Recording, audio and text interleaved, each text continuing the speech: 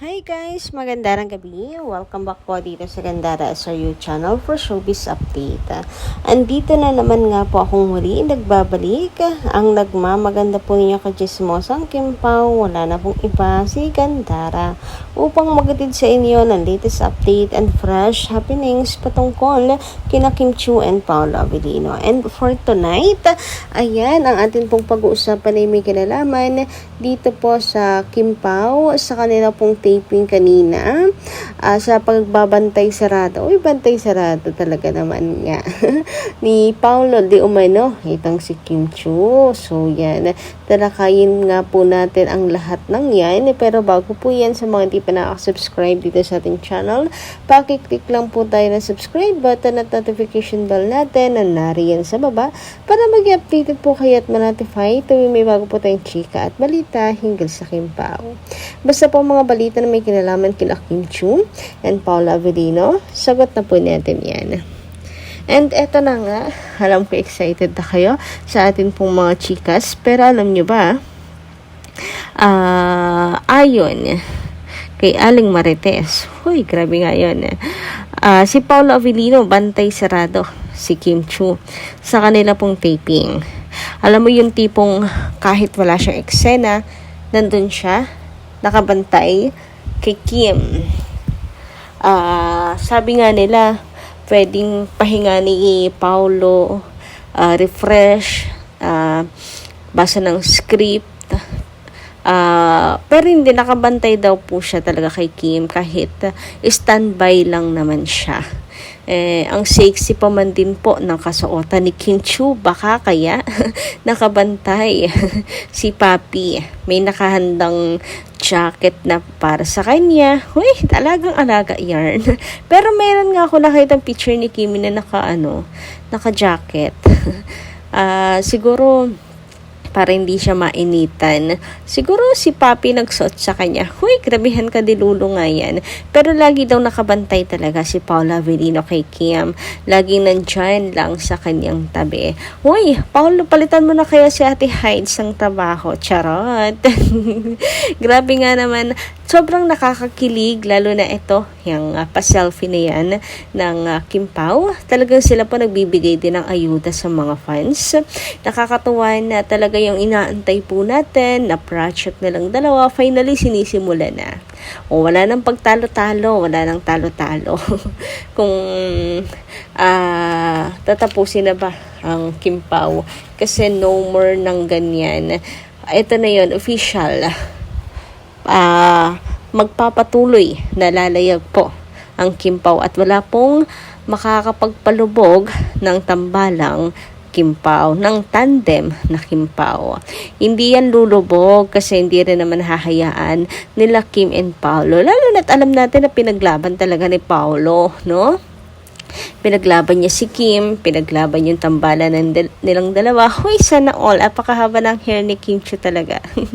Anyway, yun nga, grabe ang sexy, ang hot nilang dalawa. Si Paolo, apaka-pogi, sobra talaga napaka-pogi ni Paolo Avellino. Si Kim, sobrang hot, ang sexy, ang ganda, ay talaga naman.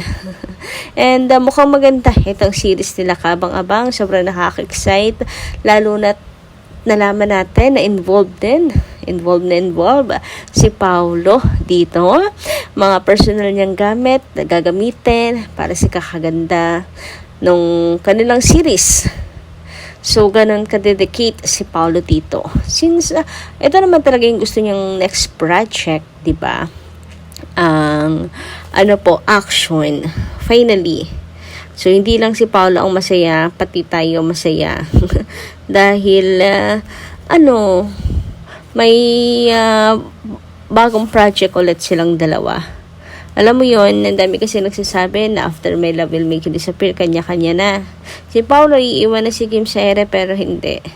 Ayan, at may pa-fourth project pa nga together. Linlang, What's Wrong with Secretary Kim, My Love Will Make You Disappear, and now, The Alibi. So, yung first 3 na naging project nila ay successful naman talaga. Yung My Love Will Make You Disappear, hinantay lang natin na makakuha sila ng award dito. Pero yung dalawang nauna, What's Wrong with Secretary Kim and Din Lang, talagang humakot na po ng award. Hope itong My Love Will Make You Disappear din, itong The Alibi, ay humakot din po ng award ang Kim Pao. Ano po? So, abangan natin yan. Hindi naman malabong mangyari dahil napakahusay naman pong aktor at actress ni Kim and Paolo. Kita natin yung versatility nila. Si Paolo madalang, ngayon lang ata nakapag romcom, pero nagampanan niya. And si Kimi all around. Pwedeng heavy drama, mapa-comedy, horror. Ngayon sa action naman, pongka, clap talaga. And Pao, sige lang. Bantayan, ingatan mo lang si Kim. Sige lang, mahalin mo lang siya ng mahalin. Andito lang kami, susuportahan namin kayo. Uy, grabehan. Basta, mahalin mo lang ng mahalin si Kim Chiu. Doon pa lang bawing-bawi ng mga fans. Uy, grabe nga naman yun. Kailan kaya to papalabas, ano? Kailan kaya? Sana wag pong madaliin. Okay lang naman maghintay po tayo. Kung next year pa yan. Ang importante, mapaglaanan ng oras, ng budget. Ayan, para mapaganda po yung palabas. Ang importante naman, alam natin na gumugulong na yung series ng dalawa. At least may inaabangan tayo, may inaasahan na project ng dalawa. Kaysa sa nangangapa tayo, hindi ba? Kahit hindi yan ngayong taon ipalabas. Kayo ba? Nagmamadali ba kayo? Ako kasi, goods. Okay na ako na nasimulan na nila to. Meaning, nasa kanila na yung slot. May slot po ang Kim Pao. May project sila. Anyway, sabi naman dito na Madam Emelita Brayones sa kanyang comment, mahal ni Pao si Kim. Nakikita nyo naman, napaka-protective ni Pao kay Kim at masyado silang private. Ayaw nilang pinagpepiestahan ang love life nila. Intindihin naman natin, tao din naman sila. Basta ang alam ko, mahal nila ang isa't isa. Ewan ko, yung iba kasi yung mga fans masyado ng demanding. Parang ultimo ata pag CR nila Kim and Paolo dapat documented, dapat malaman ng mga fans. Parang ganon. As long as nakikita naman natin na okay sila, they are still together. Ayan, medyo mangangapa nga lang tayo kung may tampuhan kasi napaka-private nga nila. Madalang din sila mag-shows ng pictures together, ganyan. Si Paolo at si Kim parang mga post nila usually promo lang. So kung magdi-deletan man ang mga post, yung mga ganyan, mangangapa tayo kasi wala namang i-delete at the first place, diba? Hanggang my day lang naman IG story. So napaka-private talaga nila. Well, it's okay. Basta nakita natin other morning, magkasama. Ibig sabihin magkabate, okay silang dalawa. Ganyan. Pero ayun, siguro kasing iba gusto talaga confirmations, ganyan.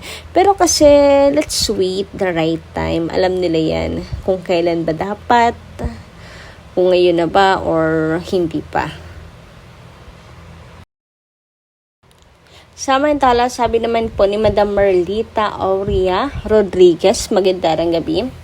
Hindi naman bobo si Kim para balikan si Gerald. Ano yun, masyadong feeling mga fans ni Gerald, ha? Saan kaya kumukuha ng kapal ng mukha ang mga bashers?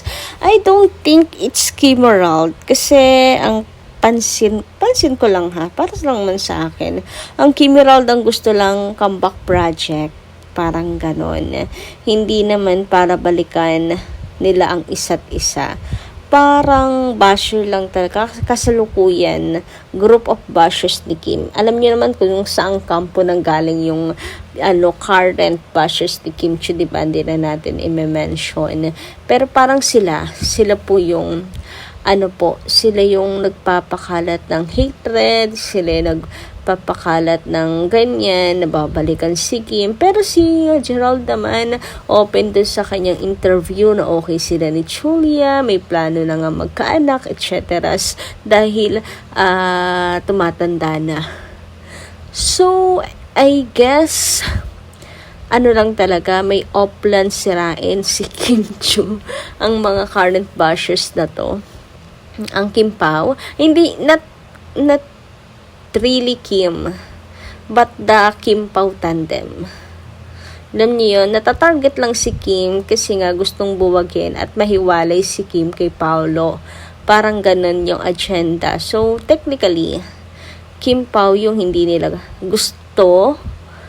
Ayaw nila kay Kim, ayaw nila si Paolo kay Kim. Parang gano'n. Kasi mayroon silang ibang gusto para kay Paolo Avellino. Yon. So, wala. Yeah, strategy na lang nila yan. For me naman. So, ang Kim Raul gusto lang nila ng comeback project. So, wala tayong magagawa doon. At the end of the day, minahal din naman natin ang Kim Raul before. Di ba? Parang OG love team lang na love team na parang yung mga fans na humihiling na, uy, kailan kaya ulit ang tambalan? Parang ganun. Anyway, kayo guys, ano inyo masisay patungkol dito? Pa-comment ka lang po dyan sa baba. And don't forget to click the subscribe button and notification bell for more updates. Maraming salamat.